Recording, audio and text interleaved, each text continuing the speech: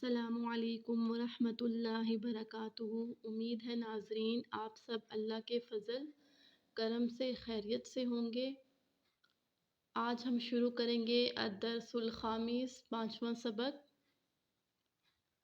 امید ہے ناظرین کہ آپ سب کو سمجھ آتی ہوگی کیونکہ بہت آسان الفاظ کا چناؤ کیا گیا۔ اس سے پہلے ہم نے سورۃ الفاتحہ میں اللہ سے ہدایت کی دعا مانگی تھی۔ اللہ رب العزت نے ہمیں ہدایت کا راستہ بتایا اور جس راستے کے بارے میں اللہ رب العزت نے ہمیں بتایا جو اس پر نہیں چلتے وہ کافر ہیں، اور پھر اللہ رب العزت نے منافقین کی پہچان کروائی۔ تو شروع کرتے ہیں اپنا سبق۔ وَإِذَا قِيلَ لَهُمْ، جب کہا جائے ان سے، لا تفسدوا، نہ فساد کرو، فی الارض، زمین میں، قالوا، تو وہ کہتے، انما نحن، بے شک ہم، مصلحون، اصلاح کرتے ہیں، الا، خبردار، انہم، بے شک، ہم المفسدون، وہی فساد کرتے ہیں، ولکن لا یشعرون، لیکن وہ سمجھ نہیں رکھتے۔ جب کہا جائے ان سے نہ فساد کرو زمین میں تو وہ کہتے ہم اصلاح کرتے ہیں، خبردار وہی فساد کرتے تھے لیکن وہ سمجھ نہیں رکھتے تھے۔ اب اللہ رب العزت نے ہمیں یہ بتایا کہ منافق جو تھے وہ دنیا میں بھی اپنا نقصان کرتے تھے اور آخرت میں بھی اللہ رب العزت نے ان کو ذلیل و خوار کیا۔ تو اب وہ دنیا میں کیسے منافقت کرتے تھے کہ ان کے اندر حسد تھا، کینہ تھا، اور جب کسی انسان کے اندر ایسی بیماریاں آ جائیں تو وہ انسان نہیں رہتا بلکہ وہ حیوانوں کی سطح سے بھی نیچے آ جاتا ہے۔ یہی حال ان منافقوں کے بارے میں تھا۔ پھر اللہ رب العزت نے فرمایا وَإِذَا قِيلَ لَهُمْ، جب کہا جائے ان سے، آمنو، ایمان لاؤ، کما، جیسا کہ، آمن الناس، ایمان لائے لوگ، قالو، تو وہ کہتے تھے، انؤمن، کیا ہم ایمان لائے، کما، جیسا کہ، آمن السفہاء، بے وقوف ایمان لائے، الا، خبردار، انہم، بے شک، ہم السفہاء، وہی بے وقوف تھے، ولکن لا یعلمون، لیکن وہ اس بات کو جانتے نہیں تھے۔ جب کہا جائے ان سے ایمان لاؤ جیسے ایمان لائے لوگ تو وہ کہتے تھے ہم ایمان لائے جیسے یہ بے وقوف ایمان لائے، حالانکہ وہی بے وقوف تھے لیکن وہ جانتے نہیں تھے۔ اب جب ان کو یہ کہا جاتا تھا کہ جس طرح ایمان والے ہیں اس طرح تم بھی ایمان لے آؤ، تو وہ کہتے تھے جس طرح انہوں نے اپنی زندگیاں قیدی بنا کر رکھی ہیں، نمازیں پڑھتے ہیں، قرآن پڑھتے ہیں، احکام پر عمل کرتے ہیں، ایسے ہم سے نہیں ہو سکتا، یہ بے وقوف لوگ ہیں جو اپنا وقت ضائع کرتے ہیں۔ تو حقیقت میں اللہ رب العزت نے فرمایا کہ یہی بے وقوف ہیں، یعنی ان کو اس بات کی سمجھ نہیں ہے کہ وقت وہ ضائع نہیں کرتے، وقت یہ ضائع کرتے ہیں۔ پھر اللہ رب العزت نے فرمایا وَإِذَا لَقُوا الَّذِينَ، جب ملتے ہیں ان لوگوں سے، آمنو، جو ایمان لائے، قالو، تو ان کو کہتے ہیں آمنا، ہم بھی ایمان لے آئے، وَإِذَا خَلَوْا، اور جب وہ اکیلے ہوتے تھے، إِلَىٰ شَيَاطِينِهِمْ، اپنے ساتھیوں کے پاس، قالو، تو وہ کہتے تھے إِنَّ مَعَكُمْ، ہم تمہارے ساتھ ہیں، إِنَّمَا نَحْنُ مُسْتَهْزِئُونَ، ہم تو مذاق کرتے ہیں، اللہ یستہزئ، اللہ مذاق کرتا ہے، بہم، ان سے، ویمدہم، اور ان کو بڑھا دیا، فی طغیانہم، سرکشی میں، یعمہون، بہکے جا رہے ہیں۔ اب اللہ رب العزت نے فرمایا کہ جب وہ ایمان والوں کے سامنے ہوتے تھے تو کہتے تھے ایمان والے ہیں، اور جب وہ تنہا ہوتے تھے اپنے ساتھیوں کے پاس تو ان سے کہتے ہم ایمان والوں کے پاس جا کر ان کا دل خوش کرتے ہیں، حقیقت میں ہم ان کے ساتھ نہیں ہیں، ہم صرف دکھاوے کے لیے بیٹھتے ہیں۔ تو اپنے شیطانوں سے کہتے کہ ہم تو تمہارے ساتھ ہیں، ہم تو ان سے باتیں معلوم کرتے ہیں۔ تو اللہ تعالیٰ نے فرمایا کہ اللہ نے ان کی سرکشی کو بڑھا دیا، مطلب یہ ہے کہ اللہ تعالیٰ نے ان کو ڈھیل دے دی۔ اب مثال کے طور پر اگر کوئی انسان اسلام کے خلاف کچھ کام کرتا ہے، اس کا قول فعل اسلام کے خلاف ہے، تو ظاہری طور پر اللہ نے دنیا میں اس کو سب کچھ دیا ہے، تو اس کا مطلب یہ نہیں ہے کہ اللہ اس کو پکڑے گا نہیں، بلکہ اللہ تعالیٰ نے اس کو ڈھیل دی ہے، اور اس کی یہ ڈھیل بڑھتی جا رہی ہے، اور پھر اللہ تعالیٰ اس کو عبرت بنا لیتا ہے دنیا کے لیے۔ تو منافقین کا حال بھی کچھ اسی طرح ہے۔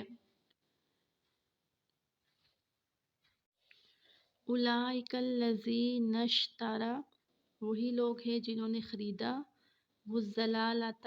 گمراہی کو، بالہدیٰ، ہدایت کے بدلے، فما رابحت، پس نہ فائدہ دیا، تجارتہم، ان کی تجارت نے، وما کانوا مہتدین، جس پر وہ تھے۔ مثلہم، ان کی مثال، کمثل الذی، اس شخص کی طرح ہے، استوقد نارا، جس نے جلائی آگ، فلما اضاءت، پس جب روشن ہوا، ما حولہ، اس کا ارد گرد، ذہب اللہ، تو لے گیا اللہ تعالیٰ، بنورہم، اس کی روشنی کو، وترکہم، اور چھوڑ دیا، فی ظلمات، اندھیرے میں، لا یبصرون، وہ دیکھ نہیں سکتے۔ تو یہاں اللہ نے فرمایا وہی لوگ ہیں جنہوں نے خریدا گمراہی کو ہدایت کے بدلے، پس نہ فائدہ دیا ان کے کاروبار نے، اور نہیں تھے وہ ہدایت پر۔ ان کی مثال ایسی ہے جیسے کسی نے آگ جلائی، پس جب روشنی ہوئی تو لے گیا اللہ تعالیٰ روشنی کو، اور چھوڑ دیا ان کو اندھیرے میں، دیکھ نہیں سکتے۔ اب یہاں اللہ تعالیٰ نے فرمایا کہ منافقین کا حال بھی ایسا تھا کہ اللہ نے ان کے کاروبار میں برکت نہ دی، کیونکہ وہ ایسی بیماریوں میں مبتلا تھے۔ پھر اللہ رب العزت نے فرمایا کہ مثال اس شخص کی، الذی سے مراد آپ صلی اللہ علیہ وسلم، نارن سے مراد اسلام، ازاد ما حولہ سے مراد مدینہ منورہ۔ اب نبی کریم صلی اللہ علیہ وسلم جب مکہ میں تھے تو مکہ میں مسلمانوں پر بہت مشکلات آئی، کیونکہ جو بھی اسلام قبول کرتا تو اس کا پورا خاندان اس کے خلاف ہو جاتا، یہاں تک کہ حضرت سمیہ رضی اللہ تعالی عنہا جو اسلام کی پہلی خاتون شہید ہوئی، ابو جہل نے ان کو اونٹ کے ساتھ باندھ دیا، ایک ٹانگ ایک اونٹ کے ساتھ اور دوسری ٹانگ دوسرے اونٹ کے ساتھ، اور دونوں اونٹوں کا رخ مختلف طرف کر دیا، اس طرح ان کو بے دردی سے شہید کیا گیا۔ حضرت بلال پر بھی بہت ظلم ہوا، اور مکہ مکرمہ میں آپ صلی اللہ علیہ وسلم پر صرف 3 حکم تھے کہ مسلمانوں کو